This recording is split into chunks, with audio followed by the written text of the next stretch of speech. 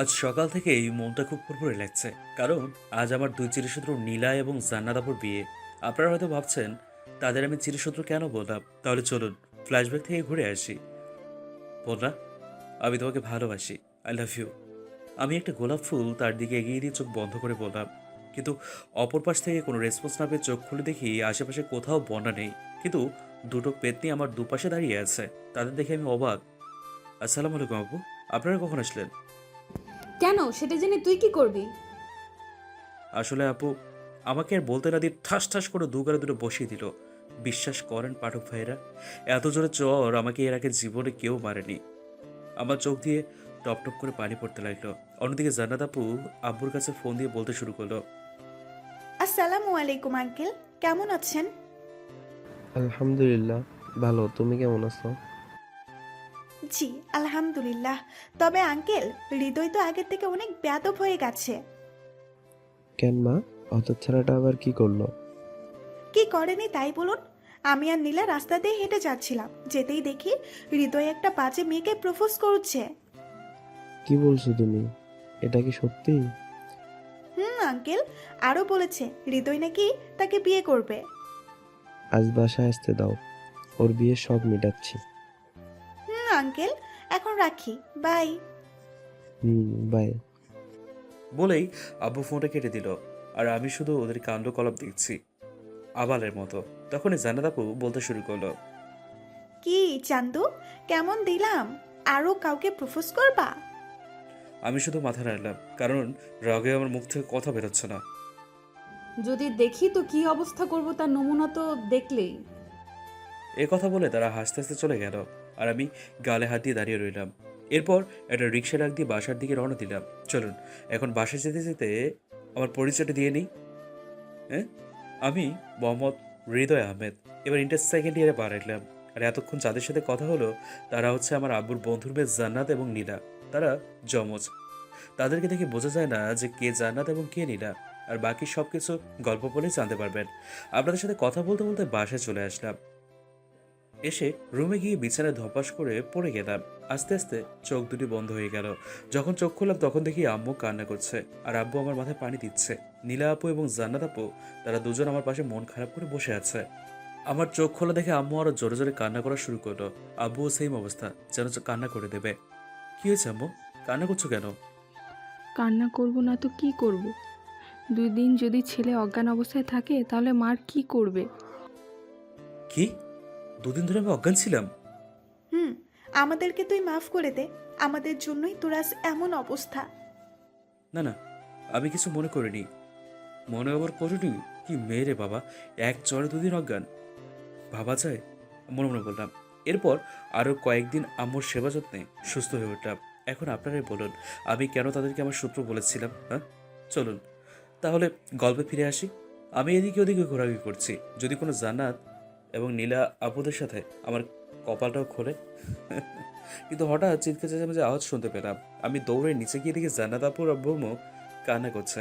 আর আমার আব্বু আম্মু তাদের অনেক রকমভাবে বুঝ দিচ্ছে, কিন্তু তারা তাদের কান্না কোনোভাবেই থামাচ্ছে না। কারণটা হচ্ছে জান্নাত আপু এবং নীলা আপুর বড় দুজনেই একই গাড়ি দিয়ে তাদের বাড়ি আসছিল।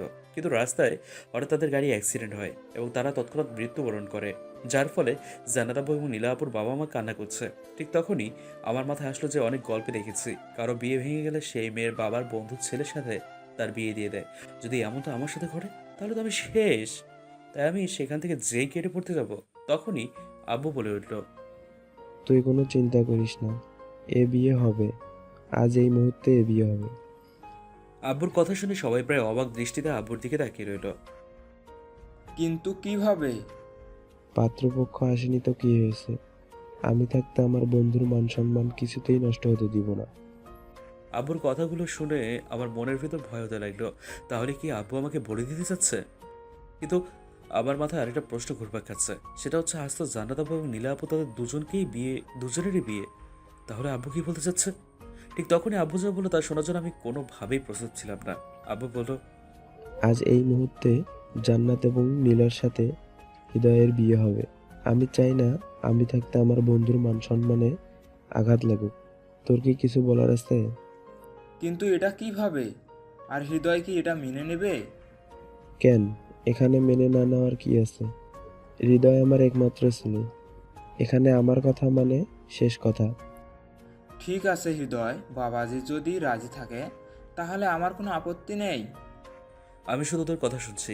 ওদের কথা শুনে আমার কথা বলার ভাষা হারিয়ে ফেলেছি। আমি কি বলবো ভেবে পাচ্ছি না, কারণ আব্বু যে রাগি। আমি যদি না বলি তাহলে তো শেষ আমি। আবার অন্যদিকে দুটো বুড়ির ডাইনি যারা আমার বয়সে বড়, তাদেরকে বিয়ে করতে হবে। এমন সময় দেখলাম কে যেন পেছন থেকে হাতে কি যেন ধরিয়ে দিল। আমি পেছনে তাকিয়ে দেখি আব্বু। নে এটা ধর, আর পরে আসো।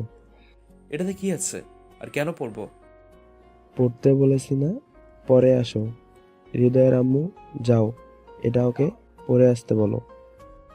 আম্মু, এসব কি? আমি এই বিয়ে করতে পারবো না। শেষ পর্যন্ত কিনা বুড়ির সাথে আমার বিয়ে দিবা? তাও মানতাম একজন হলে, কিন্তু দুজনকে একসাথে বিয়ে করতে হবে? আমি কি করব বল? তোর আব্বু যেখানে বলেছে সেখানে আমি তো আর কিছু বলতে পারবো না। এরপর এক প্রকার জোর করে পোশাকগুলো পরে নিলাম, কিন্তু আজ মনে হচ্ছে হয়তো আজ আমার সকল খুশিকে কোরবানি করছি। মানুষ একজনকে সামলাতে পারে না, আর আমার কিনা দুজনকে সামলাতে হবে, তাও আবার দুজনেই আমার শত্রু। আজ যে কি হবে তা আল্লাহ ছাড়া কেউ জানে না। এরপর একে সব কিছু সামনের দিকে অগ্রসর হতে শুরু করলো। বিয়ের কাজ প্রায় শেষ, এখন বাড়ি ফেরা পালা। ও মা, ডাইনিগুলো দেখি আবার কাঁদে। এখন আমার একটু একটু হাসি পাচ্ছে। যাই হোক, আমার একটা কথা ভাবতে অবাক লাগছে। কি কপাল আমার, একসাথে দুটো বউ বিয়ে করলাম, আবার দুটোই সিনিয়র, আবার দুজনেই জমজ। বাবা যায়, কপাল তো নয়, যেন বউয়ের গোডাউন। এরপর আর কি গাড়িতে গিয়ে বসলাম। দুই বউ আমার দুপাশে বসলো, এমনভাবে বসছে নিজেকে ফাঁসির আসামি মনে হচ্ছে। আর ভাবছি কি করতে কি হয়ে গেল। ভাবলাম এই ডাইনি দুটোর বিয়ে হয়ে গেলে ভালো দেখে একটু প্রেম করব, কিন্তু নিজেই ফেসে গেলাম। এখন সারা জীবন প্যারা দেবে। ভাবতে ভাবতে বাসার সামনে চলে আসলাম, কিন্তু এ কি, এ আমি কি দেখছি? হ্যাঁ, এটা কি আমাদের বাড়ি নাকি ভুল করে অন্য বাড়িতে চলে এসেছি? কারণ বাড়িটাকে খুব সুন্দর করে সাজানো হয়েছে। সকালে যখন বাসা থেকে বের হয়েছিলাম তখন এরকম কিছুই দেখিনি। তবে যাই হোক, এখন একটু বিয়ের পরিবেশ মনে হচ্ছে আর কি। আমি এইসব ভাবছি আর আমার সেই দুই বউ আমার দুই বাহু জড়িয়ে ধরে আছে। আমার মনে হচ্ছে আমি যেন মেলায় হারিয়ে যাওয়া কোনো শিশু। এরপর গাড়ি থেকে নামলাম। ওমা, আম্মু আমাকে কিছু না বলে তাদের দুই বোনকে নিয়ে ব্যস্ত হয়ে পড়লেন। আমি ভাবছি, হায় রে কপাল, নিজের আম্মু আমার সাথে এমন ব্যবহার করা শুরু করে দিল। হ্যাঁ, আমি আর সেখানে না দাঁড়িয়ে থেকে ছাদে চলে গেলাম। সেখানে গিয়ে আকাশের দিকে তাকিয়ে আজ সারাদিনের কাহিনীগুলো ভাবছি। সেই মুহূর্তে পেছন থেকে কে যেন চোখ চেপে ধরলো। আমি তার হাত ছাড়িয়ে দেখি আমার হারামি বন্ধুগুলো। কি ভাইয়া, আমাদের না জানিয়ে বিয়ে করলা? আমাদের একবার জানানোর প্রয়োজন মনে করলা না? ভাইরে, আমি যদি জানতাম যে আমি আজ বিয়ে করবো, তাহলে কি আমি সেখানে যেতাম নাকি? হ্যাঁ, আমার কি পাগলা করতে কামড় দিছে যে ডাইনিদের বিয়ে করব? দোস্ত, আমি একটা কথা ভাবছি। মানুষ একটাই পায় না, আর তুই একসাথে দুইটা, তাও আবার ডেঞ্জারাস। আমার মনে হয় তোর 40 আর বেশি দেরি নাই। ওদের কথা শুনে আমি যেই কিছু বলতে যাবো ঠিক তখনই আব্বু ছাদে এসে গম্ভীরভাবে বলতে শুরু করলো। কিরে, তুই এখানে কি করিস? ঘরে যে মেয়ে দুইটা বসে আছে সেদিকে কি তোর কোনো খেয়াল আছে? হ্যাঁ আঙ্কেল, আমরা তো অনেকক্ষণ থেকে হৃদয়কে বলছি যে এখন আর দেরি করিস না। ভাবিরা মনে হয় তোর অপেক্ষায় বসে আছে, তুই তাড়াতাড়ি যা। কিন্তু আমার কথা কিছুতেই শুনছে না। এই কথাগুলো আব্বুকে বলে আমার দিকে তাকিয়ে একটা শয়তানি হাসি দিল। দেখেছেন আমার বন্ধুরা কেমন খই আমাকে একটু সাপোর্ট দিবে, তা না করে উল্টো বাস দিচ্ছে। আসলে আব্বু আমাকে আর কিছু বলতে না দিয়ে আব্বু বলল, আমি আর কিছু শুনতে চাই না, যা এখনই ঘরে যা। অন্তরার রাখিব, তোমরা এখন যাও তো, এই হারামজাদাকে ওর ঘরে রেখে আসো তো। আব্বুর কথা শেষ হতেই তারা একটা ডেভিল হাসি দিয়ে বলল। জি আঙ্কেল। এই কথা বলে আমাকে এক প্রকার টেনে হিসড়ে আমার রুমের সামনে নিয়ে এসে ধাক্কা দিয়ে রুমে পাঠিয়ে দিয়ে বাইরে থেকে দরজা বন্ধ করে অন্তর বলল, দোস্ত, যদি বেঁচে থাকিস কাল দেখা হবে। আমি আর কি করব? মাথা তুলে বিছানার দিকে তাকিয়ে দেখি তারা দুই বোন মোবাইলে লুডো খেলছে। আমাকে দেখি তারা মোবাইলটা পাশে রেখে মাথায় ঘোমটা টেনে ভদ্র হয়ে আমার পাশে সালাম করে। তখন আমি মুখ ফসকে বাংলা ছবি ডায়লগের মতো বলে ফেলি, বেঁচে থাকো আর কিছু বলতে পারলাম না। ওই কি বললি? কই, কিছু বললাম না তো, আমি ভয় ভয় বললাম। কিছু না বললেই ভালো। এই কথা বলে তারা দুজনেই খাটে ঘোমটা দিয়ে বসে পড়লো। দেখে মনে হচ্ছে না যে এরা এত শয়তান। আমি মনে মনে ভাবছি, এত ভালো এরা কবে হলো? হ্যাঁ, ওই রকম করে কি ভাবছেন? আমি তো আবার আকাশ থেকে মাটিতে পড়লাম। কারণ যারা জীবন আমাকে তুই ছাড়া তুমি পর্যন্ত বলেনি, তারা কিনা আপনি করে বলছে। হ্যাঁ, ভাবা যায় এগুলা? কি হলো? আপনি কি সারা রাত এইভাবেই দাঁড়িয়ে থাকবেন নাকি? আপু, আপনারা খাটে শুয়ে পড়েন, আমি মাটিতে শুয়ে পড়ছি। আমি জানি যে আপনারা বিয়ে আপনার আব্বু চাপে করেছেন। আপনারা আমাকে কোনোদিনও স্বামী হিসেবে মানতে পারবেন না, তাই ভদ্র ছেলেদের মতো পার্ট নিয়ে বললাম। কি? তুই কোথায় ঘুমাবি? কেন? মাটিতে, আপনারা খাটে। এটা নিয়ে চিন্তা করবেন না, আমি ম্যানেজ করে নেব। তোকে তো আজ আমরা মেরেই ফেলবো। মাটিতে শোয়ার খুব শখ, তাই না? একথা বলে তারা দুজনে আমার উপর হিংস্র বাঘের মতো ঝাঁপিয়ে পড়লো আর বলতে শুরু করলো। আরো মাটিতে শুতে চাইবি? আপু দয়া করে ছেড়ে দেন, নাহলে আমি কান্না করে দিব। কি আপু বলছিস? কাদের রে তুই? কেন, কাদের আবার? আপনাদের? দাঁড়া, তোর আপু বলা আমি ছুটাচ্ছি। একথা বলেই তার ঠোঁট আমার ঠোঁটের উপর রেখে কিস করা শুরু করলো। আমি অনেক চেষ্টা করার পরেও কোনোভাবেই ছাড়াতে পারছি না। কি শক্তি মাইরি! এদিকে আমার নিঃশ্বাস বন্ধ হয়ে যাচ্ছে, তবুও ছাড়ার কোনো নামই নেই। এরপর কিছুক্ষণ এভাবে থাকার পর ছেড়ে দিল। আমার চোখ দিয়ে ততক্ষণ পানি চলে আসছে। কি হলো চান্দু, কেমন লাগলো? আরো আপু বলবা? আমি আপনাদের নামে শিশু নির্যাতনের কেস করব, একটা বাচ্চা ছেলের উপর নির্যাতন করার জন্য। ইস, আমার বাচ্চালে। বাচ্চাই তো। আর হ্যাঁ, আপনারা দুজনকে কখনোই আমি আমার স্ত্রী ওদের মর্যাদা দিতে পারবো না। তাই নাকি? তুমি না দিলে আমাদের কি? আমরা নিজেরাই তোমার কাছে ছিনিয়ে নেব। এই কথা বলে তারা দুজনেই আমার উপর ঝাঁপিয়ে পড়লো। তারপর যা শুরু হলো তা ইতিহাসের পাতায় স্বর্ণাক্ষরে লেখা আছে। পরের দিন। এই ওঠেন, আর কতক্ষণ এভাবে ঘুমাবেন? সবাই কি ভাববে বলুন তো? ও মুম, ঘুমোতে দাও তো, সকাল সকাল ডাকাটা কি ভালো লাগে না। হারামি, আমি তোর আম্মু না, তোর বউ। এখন সকাল না 10টা বাজে। তুই উঠবি নাকি পানি ঢেলে দিব? এ না না, প্লিজ পানি দিবেন না, আমি উঠছি। এই তো আমার বরটা কত লক্ষ্মী। কি? আমি ঘুম ঘুম চোখে তাদের দিকে তাকিয়ে চোখ সরিয়ে ফেললাম, কারণ আমার গায়ে কাপড়ের ছিটে ফোটাও নেই। ছি আপু, ছি! আপনারা এটা কীভাবে করতে পারলেন? হ্যাঁ, একটা বাচ্চা ছেলের সাথে এখন আমি কি নিয়ে বাঁচবো? এখন আমাকে কে বিয়ে করবে? তুই আরো বিয়ে করতে চাস? ঘরে 2টা বউ রেখে? দাঁড়া, তোর বিয়ে করা ছুটাচ্ছি। এ কথা বলে নীলা আমাকে যেই মারতে যাবে তখনই আমি হাওয়া এক দৌড়ে ওয়াশরুমে। এরপর ফ্রেশ হয়ে রুমে এসে দেখি নীলা নেই। যাই হোক, বাবা বাঁচলাম, ডাইরেক্টে নেই। এরপর আস্তে আস্তে নিচে গেলাম, গিয়ে দেখি আমার এক বউ রান্না করছে আর এক বউ টেবিলে খাবার সাজাচ্ছে। যাই হোক, এগুলো দেখে আমার নিজেকে 2 বিয়ে করা সার্থক মনে হচ্ছে। আমাকে দেখে আম্মু বলতে শুরু করলো। কি রে, নিচে আসতে এত সময় লাগে? নে টেবিলে বস, কখন থেকে তোর জন্য অপেক্ষা করছি। এরপর আমি টেবিলে বসতে নীলা খাবার দিতে শুরু করলো। আমাকে দিয়ে তারাও বসে পড়লো। আমি আর কোনো কিছু না বলে খাবার খেয়ে রুমে চলে আসলাম। এসে শুয়ে শুয়ে আপনাদের জন্য সিনিয়র যমজ বোন যখন বউ এই গল্পটা লিখছি, তখনই দেখি পেতি দুটো হাজির। এসে দুজন আমার হাত থেকে ফোনটা পাশে রেখে আমার 2 বাহুতে শুয়ে আমাকে জড়িয়ে ধরলো আর বলতে লাগলো। হৃদয়, একটা কথা বলবো? বলেন। স্বাভাবিকভাবে বললাম। তুমি আমাদের আপনি করে তুমি করে বলবে, কেমন? হুম।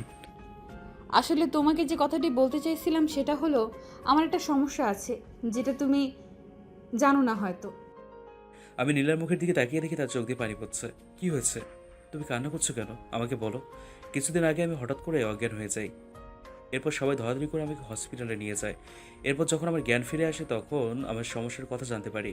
তারপর নীলা যা বললো তা শুনে আমার মাথা ঘুরে গেল। আমি তাকে সব বাধা উপেক্ষা করে জড়িয়ে ধরে চোখের পানি মুছে দিলাম। এরপর তাকে বললাম। তারপর ডাক্তার কি বললো? তারপর যা বললো তা শুনে আমার মুখের ভাষা হারিয়ে ফেলেছি। ডক্টর বলল আমার নাকি ব্রেন টিউমার হয়েছে, বড় একটা অপারেশন করতে হবে, আর এই অপারেশনে নাকি মৃত্যুর ঝুঁকি 97%। এটা শুধু আমি আর জান্নাত জানি। আব্বু আম্মুকে এখনও এই বিষয়টা জানাইনি, কারণ তারা এটা কখনো মেনে নিতে পারবে না। আচ্ছা, একটা কথা, আমার যদি কিছু একটা হয়ে যায় তুমি কি আমাকে মনে রাখবে? এদিকে আমি নীলাকে কি বলবো তার ভাষা হারিয়ে ফেলেছি। জান্নাত কান্না করছে, কেন জানি না আমারও খুব কান্না পাচ্ছে। এরপর আমি নীলার চোখের পানি মুছে দিয়ে কপালে একটা ভালোবাসার পরশ এঁকে দিয়ে বললাম, ধুর পাগলি, আমি আছি তো, দেখো সব ঠিক হয়ে যাবে। আমরা কাল আবার ডাক্তারের কাছে গিয়ে কথা বলবো, দেখো তোমার কিচ্ছু হবে না। তুই একদম চিন্তা করিস না, আমরা আছি তোর পাশে। নীলা শুধু আমাদের কথা শুনছে আর চোখ দিয়ে পানি ফেলছে। হৃদয়, বলো। তুই কি জানতি আমি আগে থেকে তোকে ভালোবাসতাম? না, না তো, আমি কিভাবে জানবো? তোমরা তো সবসময় আমার পিছনে লেগে থাকতে। সেটা অবশ্য ঠিক, কারণ তুই যদি অন্য মেয়ের সাথে কথা বলতি তাহলে আমার সহ্য হতো না। তাই সব সময় তোর দিকে নজর রাখতাম। যেদিন আমাদের বিয়ে ঠিক হয় সেদিন তোর জন্য অনেক কান্না করেছি, কিন্তু কিছু বলতে পারিনি, কারণ আমার সমস্যার কথা ভেবে। তবে যখন শুনলাম বিয়েটা তোর সাথে হচ্ছে তখন খুব খুশি হয়েছিলাম, কিন্তু পরবর্তীতে আবার মন খারাপ হয়ে যায়। তবে এখন আমার কোনো কষ্ট নাই, কারণ আমি না থাকলেই কি, তোর দেখাশোনা করার জন্য আমার আরেকটা আত্মা তো রয়েছেই। আসলে জান্নাত এতক্ষণ নীলার কথা শুনে মন খারাপ করে অন্যদিকে মুখ ঘুরিয়েছিল, কিন্তু নীলার শেষ কথাটা শুনে জান্নাত নীলাকে জড়িয়ে ধরে কান্না করা শুরু করলো। প্লিজ বোন আমার, তুই মরার কথা বলিস না। আমার প্রাণ দিয়ে হলেও তোর কোনো কিছু আমি হতে দেব না। আমি শুধু তাদের দুই বোনের কাণ্ড দেখছি, কেন জানি না তাদের প্রতি আমারও কোনো এক অজানা আকর্ষণ কাজ করছে। আমি কিছু না ভেবে দুজনকে দুই বাহু দিয়ে জড়িয়ে ধরলাম আর বললাম, আসলে না চাইতেও আমি তোমাদের প্রেমে পড়ে গেছি। আর নীলা, আমি তোমার কিচ্ছু হতে দেবো না। মহান আল্লাহ কিছুতেই তোমাকে আমার কাছ থেকে কেড়ে নিতে পারবে না, তুমি দেখে নিও। আমার কথা শুনে তারা দুজনেই ছোট বাচ্চার মতো দুই দিক থেকে জড়িয়ে ধরলো আমাকে। এভাবে কখন যে ঘুমিয়ে পড়েছি তা নিজেও জানি না। ঘুম ভাঙে নীলার ডাকে। ঘড়িতে তাকিয়ে দেখি বিকাল 5টা বাজে। আমি ফ্রেশ হয়ে নিচে গিয়ে দেখি জান্নাত আম্মুর মাথায় তেল লাগিয়ে দিচ্ছে, আর নীলা আম্মুর কোলে মাথা রেখে শুয়ে আছে। আমি কাউকে কিছু না বলে বাইরে চলে আসলাম। এসেই বন্ধুদের আড্ডায় হাজির। কিরে বন্ধু, বউ পেয়ে ভুলে গেলা? তোদের ভুলে যাবো এটাও সম্ভব? হুম, সেটা জানি, কিন্তু এখন এটা বলো, বাসর কেমন হলো? আমি যেই কিছু বলতে যাবো তখনই দেখি আমার ফোন বাজছে। আমি ফোনের স্ক্রিনে তাকে দেখি আব্বুর কল। আমি এর দেরি না করে ফোনটা রিসিভ করলাম। এরপরে যা শুনলাম তা শুনে যেন আমার মাথার উপর আকাশ ভেঙে পড়ল। এই তো আব্বু, বন্ধুদের সাথে আছি। তুই তাড়াতাড়ি হসপিটালে চলে আয়, নীলার অবস্থা বেশি ভালো না। আব্বুর কথা শুনে আমার হাত থেকে ফোনটা পড়ে গেল। আমার কানে নীলার বলা সকালের কথাগুলো ভাসতে লাগলো। আমি এর এক মুহূর্ত দেরি না করে হসপিটালে চলে আসলাম। রিসিপশনে নীলার নাম বলতেই তারা আমাকে দেখিয়ে দিল। আমার অবস্থা আমার পাগলের মতো হয়ে গেছে। কি করতেই কি করছি কিছুই বুঝতে পারছি না। পাগলের মতো এক প্রকার দৌড়ে আসলাম। এসে দেখি জান্নাত তার আম্মুকে জড়িয়ে ধরে কান্না করছে। এদিকে আম্মু আব্বু সবাই কান্না করছে। জান্নাত আমাকে দেখে আমার কাছে এসেই প্রায় আমাকে পাগলের মতো প্রলাপ করতে শুরু করে দেয়। আমি কি বলে তাদের সান্ত্বনা দেব, তার ভাষা আমার কাছে নেই।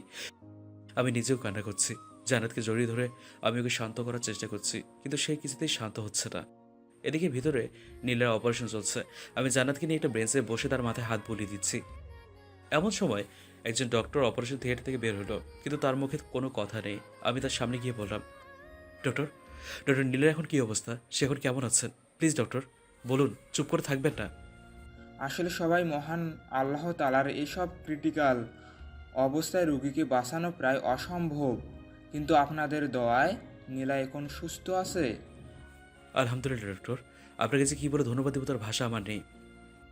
না না, এতে ধন্যবাদ দেওয়ার কিছু নেই, এটা আমাদের দায়িত্ব। এই কথা বলে ডক্টর চলে গেল। ডক্টরের কথা শুনে যেন সবাই নতুন জীবন ফিরে পেল। আমি আর দেরি না করে নীলার রুমে চলে গেলাম। সেখানে গিয়ে দেখি নীলার এখনো জ্ঞান ফেরেনি। আমি তার চেয়ারের পাশে বসে তার হাত ধরে হাতে একটা কিস করতে সে নড়াচড়া করে উঠল। সে আস্তে আস্তে চোখ খুলে আমাকে দেখে সে চোখের পানি ছেড়ে দিল। আমি তার হাত শক্ত করে ধরে বলতে শুরু করলাম, বলেছিলাম না যে তোমার কিচ্ছু হবে না? নীলা তবুও কান্না করছে। এরপর আমি তার কপালে একটা চুমু দিলাম। চোখ মুছে দিয়ে বললাম, আরে পাগলি, আমাকে ছেড়ে যাবি? এত শখ? হ্যাঁ, আমি তো তোদের সিনিয়র যমজ বোনের অত্যাচার ছাড়া বাঁচতেই পারবো না রে। হ্যাঁ, আবার বেঁচে থাকার জন্য তোদের দুই বোনকেই প্রয়োজন। তুই যদি কান্না নাম থামাস তাহলে আমার খুব কষ্ট হবে। এখন তুই বল, তুই কান্না করবি না কি চুপ থাকবি? আমার কথা শুনে নীলা পুরোপুরি চুপ। কিছুক্ষণ চুপ থেকে সে বলতে শুরু করলো, আমরা দুই বোন তোকে না জ্বালিয়ে মরবো না। এবার বুঝেছিস পাগল? তোকে খুব ভালোবাসি রে আমার পাগলটা। কথা দে, সারা জীবন এইভাবেই আমাদের দুজনের হাত ধরে রাখবি। কথা দিলাম রে পাগলি, এভাবেই তোদের যমজ দুই বোনের হাত ধরে রাখবো। কেউ আমার হাত থেকে তোদের আলাদা করতে পারবে না। আমার কথা শেষ হতে না হতে সবাই ভিতরে আসে। এরপর সবাই নীলার সাথে কথা বলতে থাকে। জানাতে সে আমার হাত নীলার হাতের উপর দেখে মন খারাপ করে ফেলে। নীলা এটা বুঝতে পেরে সবাইকে উদ্দেশ্য করে বলে, আব্বু আম্মু, আপনারা একটু বাইরে যান, আমি জান্নাত এবং হৃদয়ের সাথে কিছু কথা বলতে চাই। নীলার কথা শুনে সবাই বাইরে চলে গেল। তখন নীলা জান্নাতকে উদ্দেশ্য করে বলতে শুরু করলো, জান্নাত, আমি জানি তুই হৃদয়কে খুব ভালোবাসিস। আমার যতটুকু অধিকার হৃদয়ের উপর, ঠিক তোরও ততখানি অধিকার আছে। আমি চাই না আমার জন্য তুই মনে মনে কষ্ট পাস। তুই যদি চাস আমি হৃদয়কে ছেড়ে চলে যাব, যেখানে কেউ আমাকে চিনবে না। নীলার কথা শেষ হতে না হতে জান্নাত নীলাকে থামিয়ে দিয়ে আর বলে, কি, তোর এত বড় সাহস, তুই আমাকে একা রেখে চলে যাবি?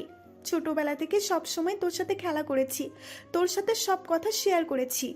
হ্যাঁ, এটা ঠিক, আমিও হৃদয়কে ভালোবাসি, কিন্তু তুই যে আমাদের ছেড়ে চলে যাবি এটা করা কখনো হতে পারে না। আরে তুই আমার আরেকটা আত্মা, যদি একজনের থেকে আত্মা বের হয়ে যায় তবে কিন্তু তার অস্তিত্ব থাকে না, তেমনি তুই ছাড়া আমারও অস্তিত্ব নেই। আমি তোর সাথে মৃত্যুর আগ পর্যন্ত থাকতে চাই। জান্নাতের কথা শুনে নীলা আর জান্নাত দুজনে দুজনকে জাপটে ধরে কান্না করছে। আর আমি ওদের দুই বোনের কাহিনীগুলো দেখছি আর আবালায়ের মতো ভাবছি, কি মিল দু বোনের মধ্যে। আসলে যমজ বোনেরা কি এমনই হয়? হ্যাঁ, যেমন কেউ কাউকে ছাড়া থাকতে পারে না। এরকম যদি পাঠক পাঠিকা যদি যমজ থাকেন, তাহলে আপনাদের কিছু মজার মুহূর্ত কমেন্ট বক্সে। এভাবেই দিন চলতে লাগলো। নীলাকে হসপিটালে আরও কিছুদিন রেখে রিলিজ করে দেয়।